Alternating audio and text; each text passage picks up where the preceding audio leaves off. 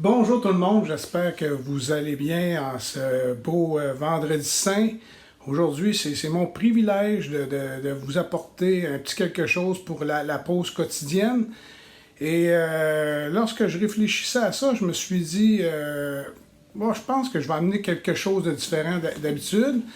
Parce que pour deux raisons. La première, c'est que j'appelle beaucoup de personnes de l'Église et les gens me disent souvent, ah, je suis tanné d'en entendre parler.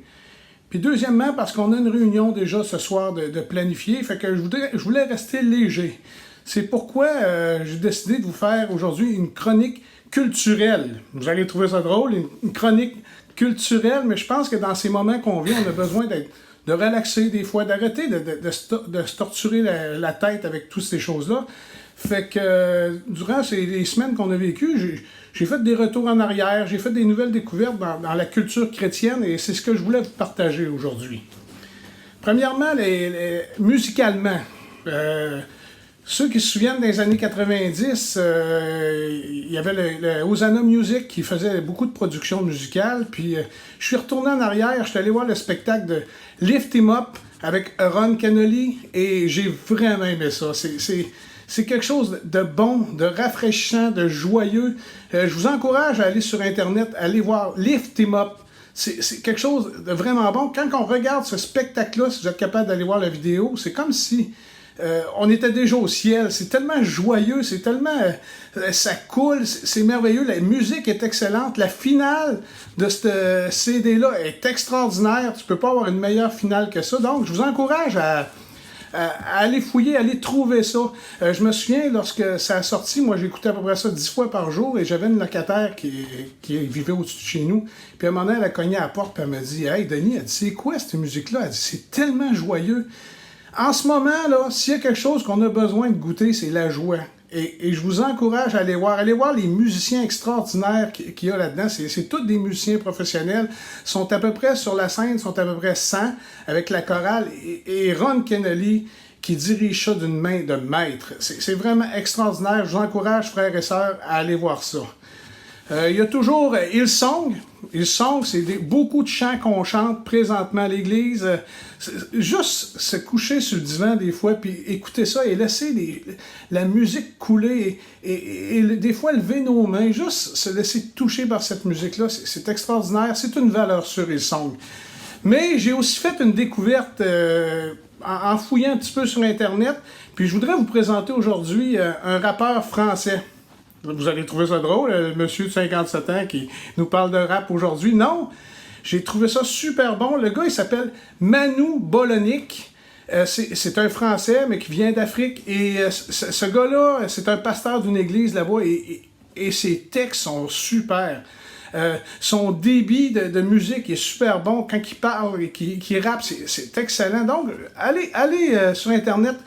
Manu Bolonic, B-O-L-O-N-I-K. C'est vraiment une suggestion que je vous fais aujourd'hui. Vous allez voir, c'est vraiment rafraîchissant et c'est un nouveau style. C'est vraiment le fun. Dieu parle au travers de tout ça. Je sais que dans son ministère, il fait un ministère dans les prisons, il fait un ministère avec les jeunes de la rue.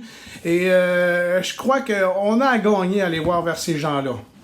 Pour ma chronique musicale, c'est maintenant tout. J'ai fait aussi une chronique film. Il y a quelques années, j'avais vu un film qui s'appelait Invincible.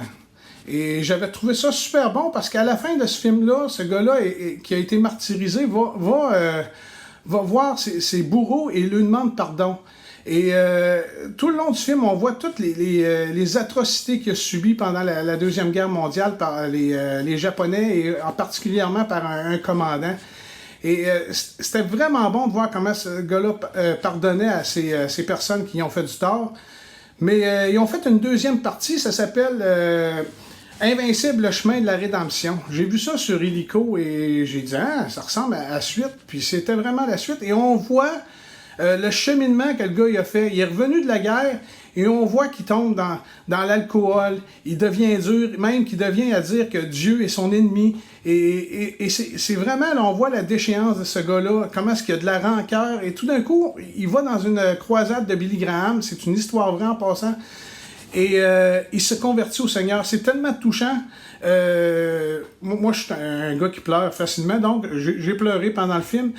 Mais c'est touchant de voir comment est-ce que Dieu peut changer une vie. Et ce gars-là s'est converti, il est devenu premièrement ami avec Billy Graham, mais aussi il a fait une œuvre sociale.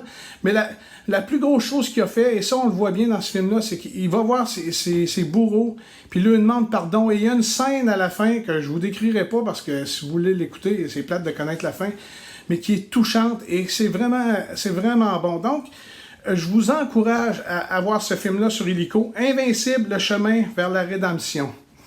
Après ça, ben, pour les films, c'est assez, mais je vais vous parler aussi d'une chronique de livres. On a beaucoup de temps, c'est ainsi. S'il y a quelque chose pour la plupart des personnes, on a beaucoup de temps. Et lire, ça fait du bien. Puis moi, personnellement, je ne suis pas quelqu'un qui lit beaucoup. Je ne suis pas un grand maniaque, mais j'ai lu un livre dans la dernière année qui m'a beaucoup touché. C'était une suggestion de David Renaud. Ça s'appelle « Les confessions d'un pasteur ». Moi, là, ça m'a touché, mais ça a eu un tournant dans ma vie.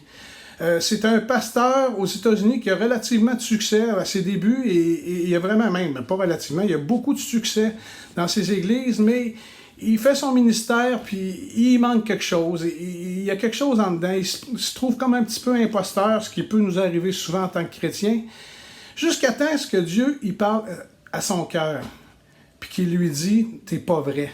Sois vrai, sois pas un imposteur. Arrête de faire semblant. Et il s'est présenté devant son église, puis il s'est confessé. Et les confessions qu'il a fait, c'est assez c'est fort, là. C'est genre, j'aime pas les réunions de prière. Pour un pasteur, j'aime pas les réunions de prière. C'est quelque chose de gros à dire. Mais avant de le condamner, allez lire, vous allez voir, il y a une raison. Et il nous amène à des places où c'est bon. Il va dire, il y a des chrétiens que j'aime pas. Et il est très honnête, il est très ouvert. Et à partir du moment où il fait cette confession-là, écoutez, son ministère prend une ampleur extraordinaire. Aujourd'hui, il est pasteur d'une grande église.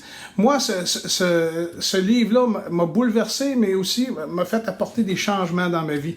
D'être vrai. De ne pas dire juste « le Seigneur te bénisse », mais d'aimer la personne qui est en avant de moi. Moi, ça a fait vraiment une différence. C'est pourquoi je vous le suggère.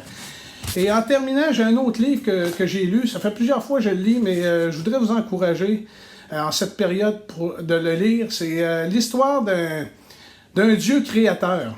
On connaît ça, hein? Un Dieu créateur qui a écrit un livre pour nous montrer à quel point il nous aime.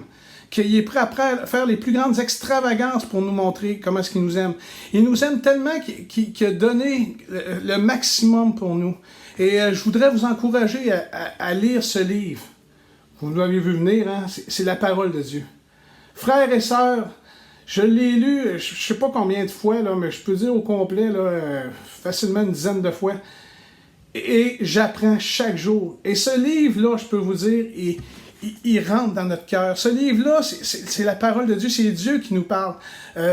Je veux vous encourager encore une fois à chercher sa face dans sa parole, à le laisser se découvrir à vous. Lorsqu'on lit une parole, de la méditer et que cette parole-là fait un changement dans nos vies et devenir une meilleure personne, mais un meilleur chrétien. En ce temps qu'on vit présentement, je pense que on a l'occasion de le faire. Et frères et sœurs, le plus beau livre qui nous a été donné, c'est celui-là. Frères et sœurs, je sais qu'on va se revoir éventuellement dans quelques semaines ou au maximum quelques mois. Et j'ai super hâte. J'ai vraiment hâte de vous voir. Mais j'espère de voir des personnes qui vont avoir appris de la parole de Dieu, qui vont avoir appris de Dieu et qui vont s'être ressourcées intérieurement parce que ça va faire tellement un grand bien à tout le monde, mais à cette église et à cette ville. Là-dessus, je vous laisse et que le Seigneur vous bénisse et je vous invite ce soir à la réunion du Vendredi Saint.